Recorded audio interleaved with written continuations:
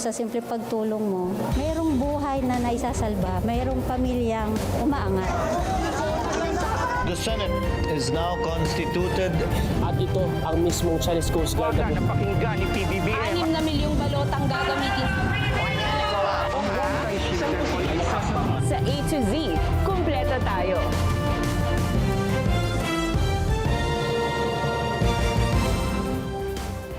Luzon, Visayas, Mindanao at buong mundo. Ngayon ay Martes, June 23, 2026.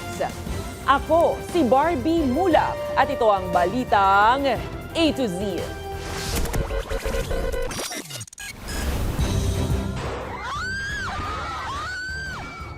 Menor de edad na suspect sa pamamaril sa eskwelahan sa Tacloban na impluwensyahan umano sa internet. Panukalang ibaba ang edad para sa criminal liability, suportado ng PNP. Malacanang, bukas sa diskusyon. Magkakasunod na insidente ng karahasan sa mga paaralan. Isolated cases lang umano, ayon sa Department of Education. Dating head coach ng Ateneo basketball team Tab Baldwin, humarap na sa wakas sa NBI. Sa trending, Pinoy netizens, malungkot sa breakup ng vlogger couple na sina Sergey Bin at Ma'am Elma. At sa showbiz, singer-songwriter Gian Bernardino, mag-o-overdabakod na rin ba sa mundo ng pelikula?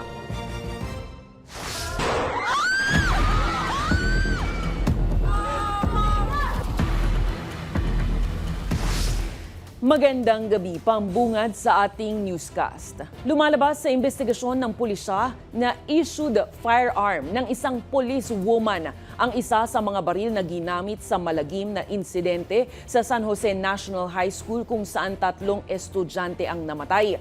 Git naman ng Department of Education, isolated incidents lang ang mga nangyaring karahasan kamakailan sa iba-ibang paaralan. Ang balitang A to Z ni Kim Salinas. We have recovered 40 shells, empty shells, at the crime scene. Umabot ng 40 pirasong basyo ng bala ang na-recover sa crime scene sa San Jose National High School, Tacloban City. Karamihan ay nanggaling sa 9mm Glock pistol na ginamit ng 14 anyos na sospek. Natuklasang pag-aari ito ng kanyang tiyahin na isang pulis sa Region 8. The subject, policewoman, is now under investigation and placed under custody of the Regional Police Office. Sumasailalim na sa investigasyon ng pulis na tiyahin ng sospek dahil sa kapabayaan sa pagtatabi ng kanyang service firearm. Posible itong maharap sa kasong administratibo at kriminal. The PNP will ensure that she will face whatever necessary na cases na maipafile sa kanya for infidelity in the custody of her own firearm. Ang baril naman na ginamit ng isa pang sospek ay nakarehistro sa isang security agency. Lumalabas din sa investigasyon na marami na palang post sa social media ang mga menor de edad na sospek na nagpapakita ng karahasan at paghawak ng mga baril. Mga pinost na violent videos, mga pertaining to guns, video of him firing a gun. So ito ay very obviously red flags. So if you could, if the school authorities or anybody, we're not putting blame on anybody, but if anybody was able to monitor itong mga red flags na to, this could have been prevented. Pinaalalahanan naman ni Tacloban City Mayor Alfred Romualdez ang publiko na umiwas sa pagpapakalat ng mga espekulasyon hinggil sa motibo ng dalawang sospek. Pabayaan muna natin yung mga ahensya na nag-iimbestiga at alamin muna natin lahat ng mga factual events. Okay, let's stick to the facts of what happened.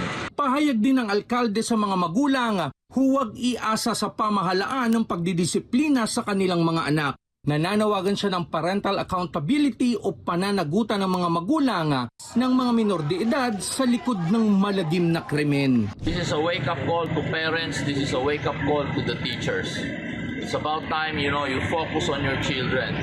We cannot, if you cannot discipline and raise your children properly, don't give them to the government to discipline. That's not our job.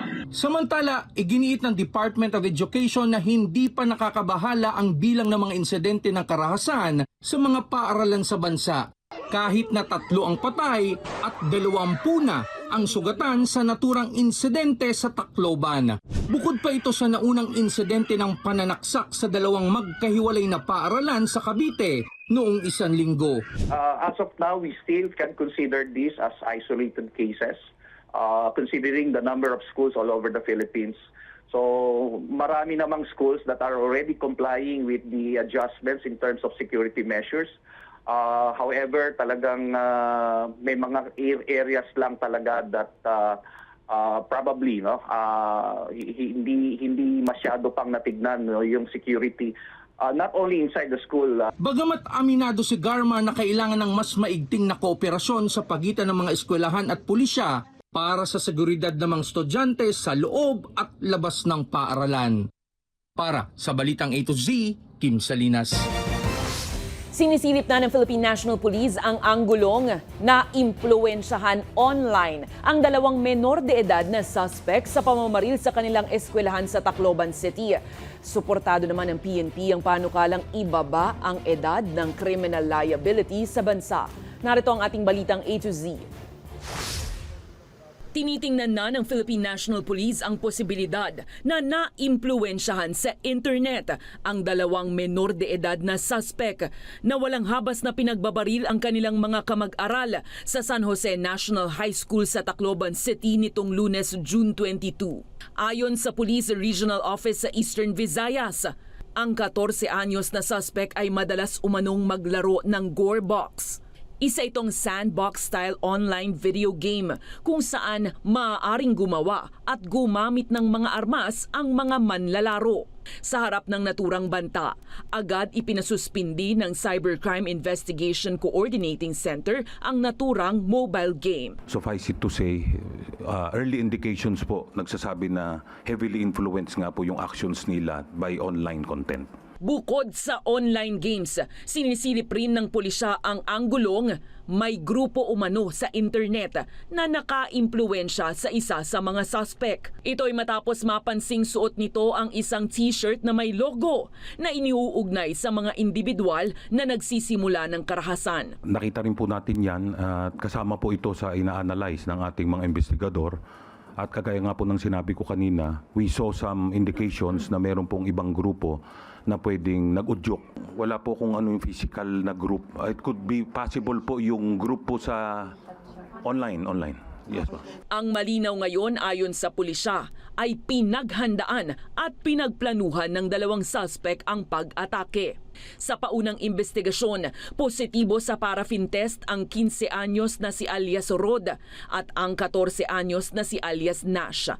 Kaya naman ayon sa PNP, suportado nila ang pag-aamyenda sa batas ukol sa edad ng mga batang maaaring sampahan ng kasong kriminal mula sa 15 anyos pababa sa 12 anyos. Ang mga kabataan po ngayon ay mulat na kung ikukumpara noon.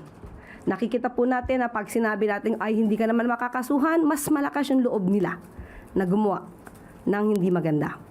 So ito naman po ay hindi lang sa gobyerno dapat manggaling, kundi pati sa mga magulang. Sa ngayon, walang posisyon ng Pangulo kung anong edad.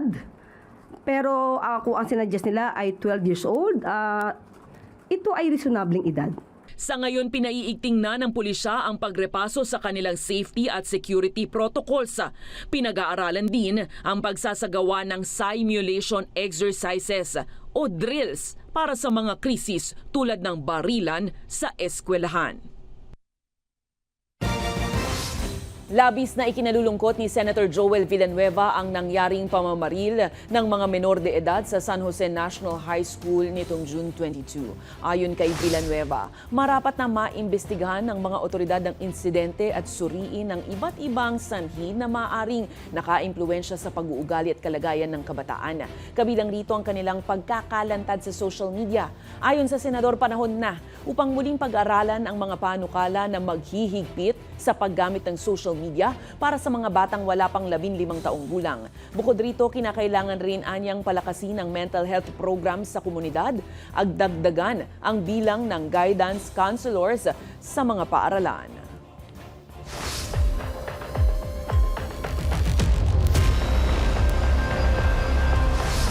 Nasita ng International Criminal Court Trial Chamber 3 ang kampo ni dating Pangulong Rodrigo Roa Duterte hinggil sa pagbibigay ng komento ukol sa court decisions sa media. Partikular ang dating legal counsel ni Duterte na si Nicholas Kaufman. Ayon kay ICC Trial Chamber 3 Presiding Judge Joanna Corner, nagiging daan lang ito para sa mga nais magpakalat ng maling impormasyon. Hinihimok niya rin ang mga mamamahayag na tiyaking accurate ang mga ulat para maiwasan ang anumang espekulasyon kaugnay ng nagpapatuloy na pagdinig sa kasong crimes against humanity ng dating presidente. Hindi ulit sumipot si ex-President Duterte sa ikalawang status conference ng kanyang kaso kung saan inilatag ang deadlines para sa paghahain ng komento sa expert panel reports at sa mga guidelines sa paghahawak sa mga confidential informations. Nakatakda ang sunod na status conference sa July 14 bago ang mismong pagbubukas ng paglilitis sa 30 ng Nobyembre. The appropriate forum for counsel to raise matters is in the courtroom. Trials are not conducted by the court of public opinion, but by this court during the course of the proceedings.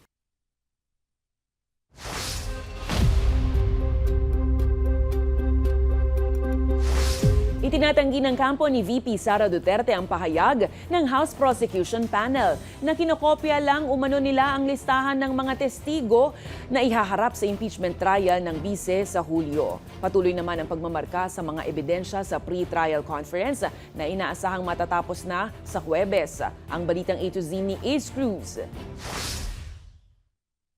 Pinalaga ng defense team ni Vice President Sara Duterte ang alegasyon ng House Prosecution Panel na kinopya ng kampo ng bise ang kanilang listahan ng mga testigo sa impeachment trial sa Hulyo. Hindi naman po tama yung terminology na mirroring or adopting because as you know, and you were here that day, halos sabay po kaming nag-submit ng pre-trial brief.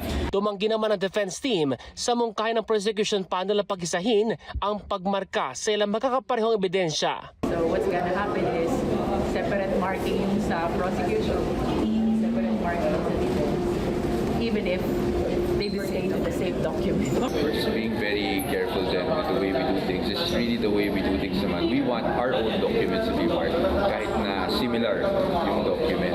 Una nang sinabi ng Impeachment Clerk of Court Attorney Renato Bantug Jr. na papayagan ng prosecution at defense team na magharap ng ilang special witness sa impeachment court basta't magbibigay ng abiso na hanggang 3 araw bagong trial date. Aminado naman ang dalawang panig na natatagalan ang pagtapos sa marking of evidence sa nalalabing articles of impeachment dahil sa bulto ng mga ebidensya. Gaya sa Article 1, kaugnay sa misuse of confidential funds na naglalaman na ng 4,000 pages ng documentary evidence. Sa Huwebes, June 25, ang inaasahang pagtatapos ng pre-trial conference.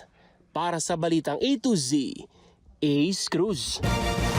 Sinagot ng Malacanang ang patutsada ni Vice President Sara Duterte hinggil sa umano'y mga kritisismo ng administrasyon laban sa kanya. Kasunod ito ng kanyang accomplishment report sa mga programa ng Office of the Vice President.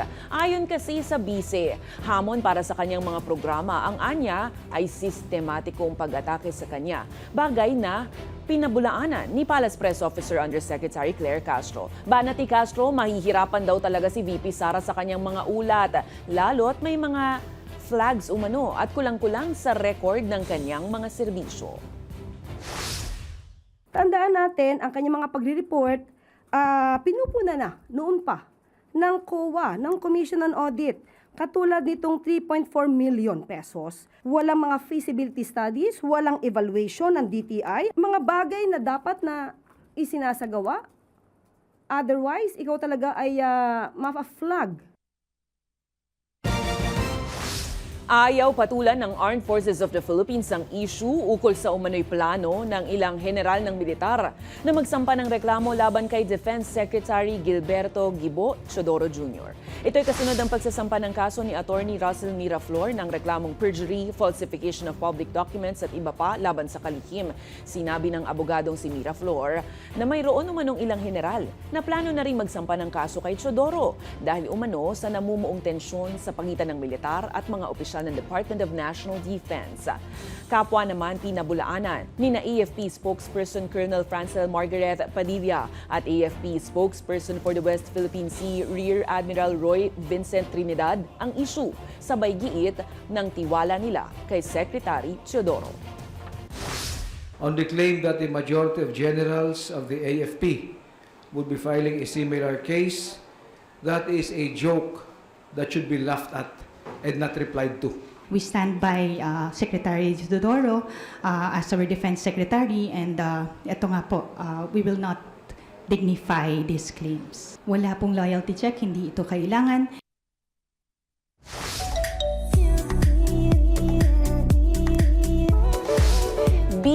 Beautiful at heart. Humanga ang netizens kay Bini member Mika matapos niyang ampunin ang isang rescued puppy mula sa isang animal welfare foundation. Sa ibinahaging kwento ng Passion Project Foundation, dumaan si Bini Mika sa formal adaptation process. Personal niya ring binisita ang shelter para makilala ang mga alagang hayop doon. Nagpasalamat naman ang shelter sa Bini member na piniling mag-adopt at maging isang fur parent. Susunod, NBI, natapos na ang autopsy report sa yumaong student-athletes ng Ateneo. At sa trending, vlogger couple na Sir Gabin at Ma'am Elma, hiwalay na. Diyan lamang po kayo, magbabalik ang Balitang A to Z.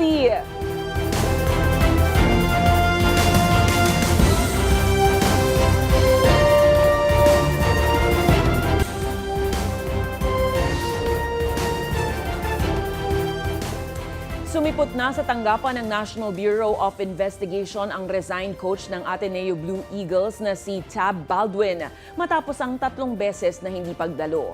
Samantala, natapos na rin ng NBI ang autopsy report sa mga labi ni na Rene Baterbonia at Divine Adili. Ang Balitang A to Z ni Naomi Almojano.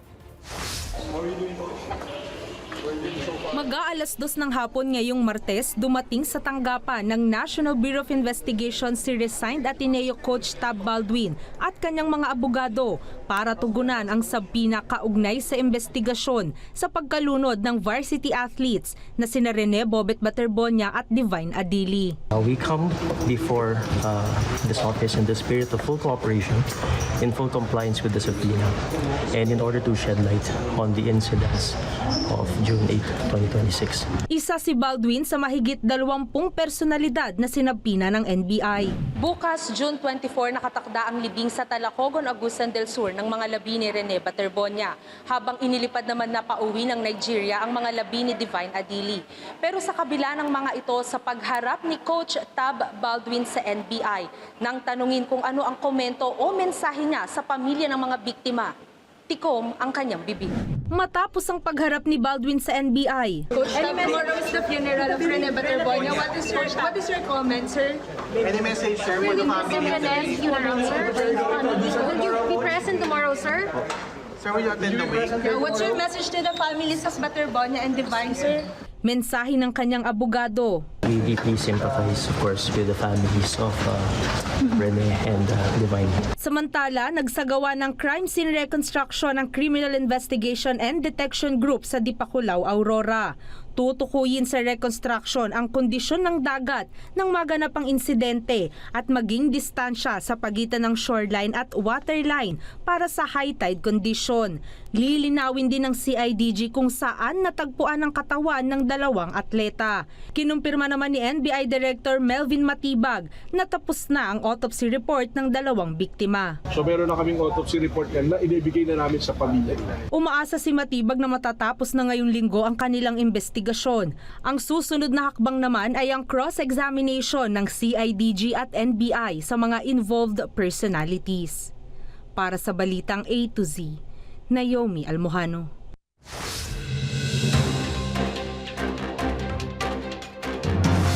Sinuspindi ang pasok sa lahat ng antas sa Tarlac City ngayong araw matapos makatanggap ng bomb threats sa ilang paaralan. Agad namang sinuyod ng K9 at Explosive Disposal Team ang mga eskwelahan at napatunayang panloloko lang at walang tunay na banta sa seguridad doon. Samantala, iniimbestigahan na ng Philippine Army 2nd Infantry Division ang umano'y pananakit sa ilang graduating na trainee ng Army National Guard sa Camp Kapinpin, Tanay, Rizal. Ayon sa Army, isinailalim na sa isolation ang sangkot na instructor na umano'y nanakit sa aabot sa 10 trainee. Sa kabila nito, magpapatuloy naman ang nakatakdang graduation bukas.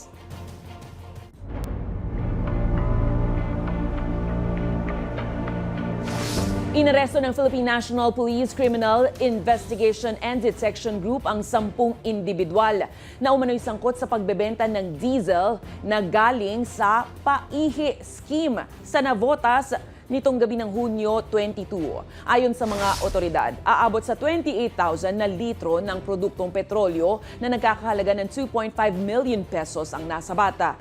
At ibinebenta umano ang diesel na may halong tubig sa halong 150 pesos kada balde. Nananatili sa kustudiya ng CIDG ang 10 individual na ayon sa pulisya ay sinubukan pa umanong manuhol para hindi makasuhan. Aabot sa 1.7 billion pesos na halaga ng mga ipinuslit na sigarilyo ang nasamsam ng Bureau of Customs at ibang ahensya sa isinagawang operasyon sa isang bodega sa Tondo, Maynila. Nasundan ng mga otoridad ang 24 na kabuuang bilang ng container na sangkot sa shipment. 16 rito natagpuan sa isang pribadong shipping facility sa Tondo. 4 naman ang nasa loob pa ng barko habang may 4 rin ang naihatid na sa iba-ibang bodega. Ayon sa BOC, lahat ito ay naglalaman ng mga sigarilyong walang kinaukulang tax stamps. Sa ngayon, nasa kustudiya na ng Philippine Coast Guard ang barkong ginamit sa shipment. Nung binuksan natin, nag-positive nga na ang kargamento nito mga sigarilyo. No? Kasi doon sa manifesto, doon sa ang nakalagay dito, consumer goods. Ito po ay isi-seize. Ito po ay forfeit in the name of the government. And then yung last procedure noon, last part of the procedure is disposal.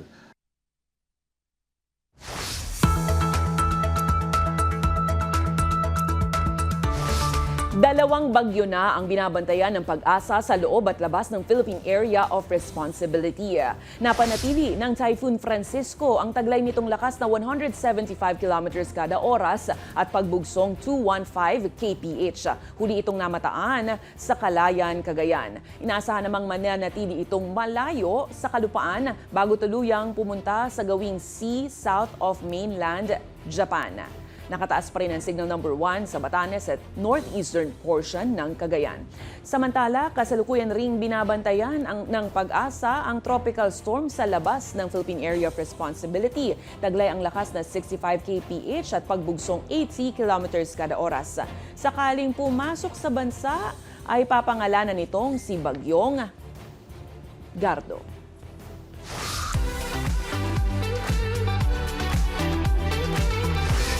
Trending sa Pinoy netizens ang sad news online ukol sa opisyal na hiwalayan ng content creators na sina Gavin Kapinpin at Elma Asagra matapos ang 7 taong relasyon. Sa magkakahiwalay na pahayag sa social media, sinabi nilang mutual ang desisyon at hindi ito dahil sa isang third party. Taliwas sa mga kumakalat na cheating issue umano sa pagitan ni Sir Gavin. Nilinaw rin ni Ma'am Elma na walang kinalaman sa kanilang hiwalayan ang viral na mga larawan ni Gavin kasama si Ira. Ayon sa dalawa, matagal na nilang sinusubukang ayusin ang kanilang relasyon bago tuluyang magdesisyong maghiwalay. Nagpasalamat naman sila sa isa't isa at sa kanilang mga taga-suporta habang hiniling na itigil na ang mga maling haka-haka patungkol sa tunay na dahilan ng kanilang breakup. Halos 12 million ng TikTok followers ni Sir Gavin na sumubaybay sa mga kabanata ng kanyang buhay hanggang sa kanyang bagong update sa buhay pag-ibig.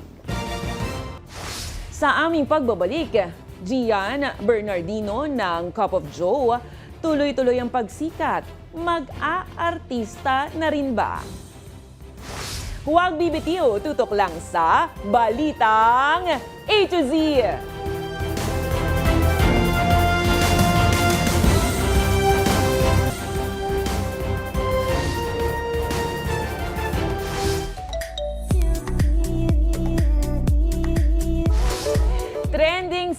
singer-songwriter na si Gian Bernardino, kumpirmadong mag-aartista na rin.